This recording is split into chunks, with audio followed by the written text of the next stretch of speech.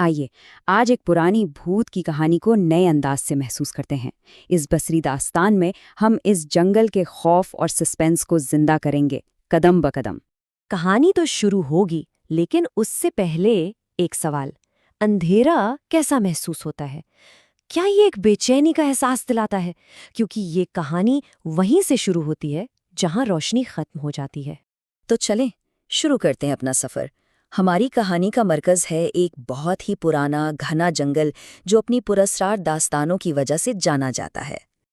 और इसी जंगल की खिशिश में खींचे चले आए हमारे दो किरदार, अहमद और बिलाल। दोनों ही पक्के दोस्त और यूं कह लें कि एडवेंचर के शौकीन थे। और यही शौक एक दिन उन्हें शहर से बहुत दूर एक ऐसे जंगल में ले आया जिसके बारे में कहानियां तो बहुत थीं, लेकिन अच्छी नहीं थीं। वहाँ के लोग क्या कहते थे? वो कहते थे कि रात के सन्नाटे में दरख्तों के बीच से अजीब व गरीब आवाज़ें आती हैं। और सबसे ज़्यादा डराने वाली बात, कभी कभार उन्हीं दरख्तों के पीछे से दो लाल अंगारा आंखें झांकती हैं। अब कहानी का वो हिस्सा शुरू होता है जहां वहम हकीकत का रूप धारना शुरू करता है। अंधेरे में गूंजती एक आवाज़। जैसे जैसे वो जंगल में गहराई की तरफ बढ़ते गए ना, एक अजीब सी गैर फितरी खामोशी छा गई। यूं समझे जैसे जंगल ने अपनी सांस रोक ली हो।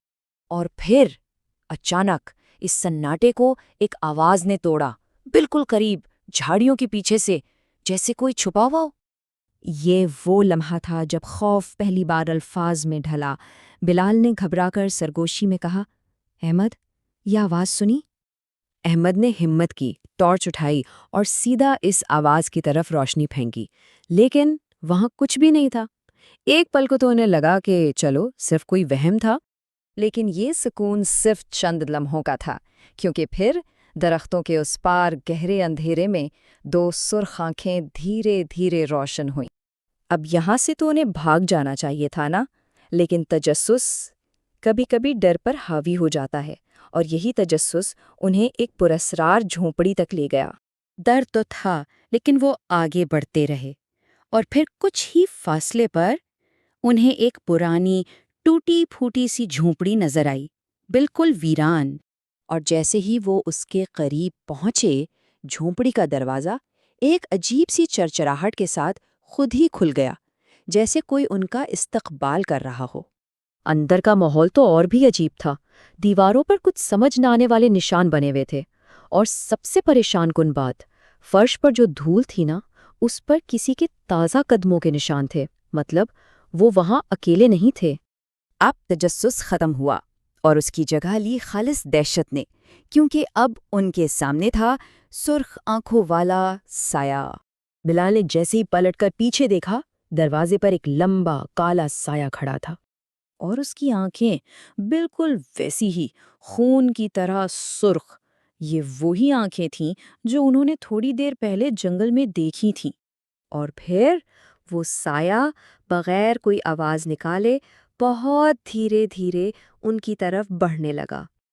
अहमद ने अपनी बची खुची हिम्मत इकट्ठी की और टॉर्च सीधी उस पर मारी, और उसके बाद पूरे जंगल में सिर्फ उन दोनों की चीखें गूंज रही थीं।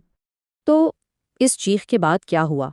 कहानी यहाँ ख़त्म नहीं होती, बल्कि एक ऐसे मोड़ पर आ जाती है जहाँ जवाब कम और सवाल ज़्यादा हैं। अगली सुबह जब लोगों ने उन्हें ढूंढना शुरू किया, तो जंगल के किनारे सिर्फ एक ही चीज़ मिली, एक टॉर्च, शायद अहमद की। लेकिन वो दोनों दोस्त, अहमद और बिलाल, वो फिर कभी किसी को नज़र नहीं आए, जैसे जंगल ने उन्हें निगल लिया हो। आज भी वहाँ के लोग कहते हैं कि रात को इस जंगल के दरख्तों के बीच से वही दो सुर्ख आंखें झांकती हैं। तो सवाल ये है कि ये सिर्फ एक कहानी है, या वो आंखें आज भी किसी नए शिकार का इंतज़ार कर रही हैं।